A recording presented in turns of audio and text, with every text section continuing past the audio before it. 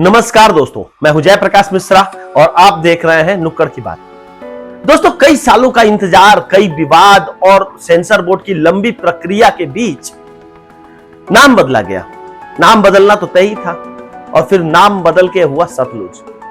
लोगों को लगा कि अब कहानी अपने अंजाम तक पहुंच जाएगी। खबर जब आई कि सतलुज ओटीटी प्लेटफॉर्म ZEE5 पे आने वाली है तो सोशल मीडिया पर खुशी की लहर दौड़ गई। लोगों का कहना था कि आखिरकार हम सब खुद देखेंगे कि फिल्म में ऐसा क्या था कि इतना विवाद रहा। कई लोगों ने तो सब्सक्रिप्शन ले लिया। कई लोग रात का इंतजार करने लगे क्योंकि उन्हें लगा कि जो सालों से फिल्म इतनी चर्चा के विषय में रही है, अब उसका जो फैसला है वो दर्शक करेंगे कि आखिर ये फिल्म आनी चाहिए थी कि नहीं आनी चाहिए थी। लेकिन कहानी ने एक बार फिर ऐसा मोड़ लिया जिसकी शायद ही किसी की कल्पना की होगी।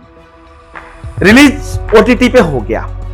अब रिलीज के कुछ समय बाद भारत में यह फिल्म उपलब्ध नहीं रही। जिन लोगों ने फिल्म देखने की कोशिश की उन्हें पता लगा कि अब यह फिल्म उनके लिए उपलब्ध ही नहीं है और बस यहीं से सोशल मीडिया पर सवालों का सैलाब आ गया कि आखिर ऐसा क्या हुआ कि फिल्म आपने भारत से हटा दी। पूरे विश्व में ग्लोबल ZEE5 पे चल रहा है लेकिन भारत में यह फिल्म नहीं चल रही है।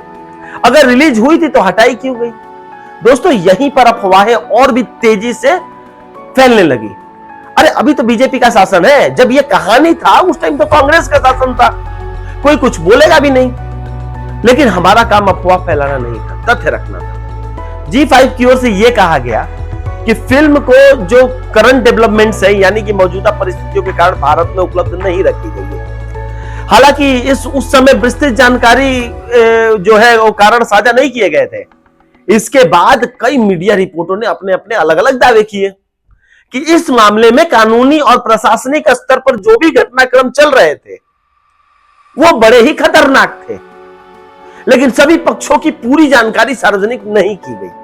यही वजह है कि लोगों के मन में सवाल बना रहा। दोस्तों, इसी कहानी ने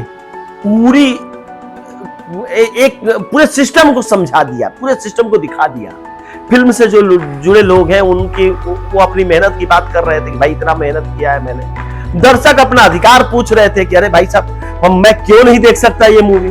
और दूसरी तरफ कानूनी और प्रशासनिक प्रक्रियाएं अपने अपने रास्ते पे सब चल रहे थे, यानी हर पक्ष अपनी दलील दे रहा था। लेकिन बात सिर्फ यहीं तक नहीं रही। इन सबके बीच सबसे ज्यादा बेचैन कौन था? वो था दर्शक।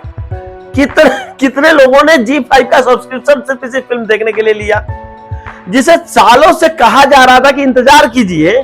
जब वो फिल्म सामने आई तो कुछ समय बाद ही हट गई। कई लोग तो बीच मूवी देख रहे थे, बीच में ही हट गई, ब्लैक हो गई स्क्रीन।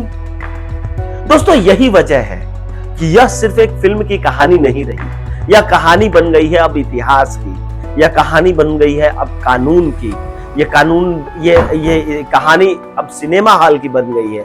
और समाज के बीच जो चल रही बहस है वो आज भी कुछ लोग कहते हैं यही बात कि इतिहास की हर कहानी सामने आनी चाहिए। कुछ लोग कहते हैं कि संवेदनशील विषयों पर अतिरिक्त सावधानी की जरूरत है, लेकिन आखिर हमें पता तो चले कि वो दौर कैसा था। इन दोनों विचारों के बीच सवाल अभी भी जिंदा है कि क्या ऐसी फिल्म पर अंतिम फैसला दर्शकों को देखने के बाद करना चाहिए या फिर रिलीज के पहले ही कुछ सीमाएं तय हो जानी चाहिए।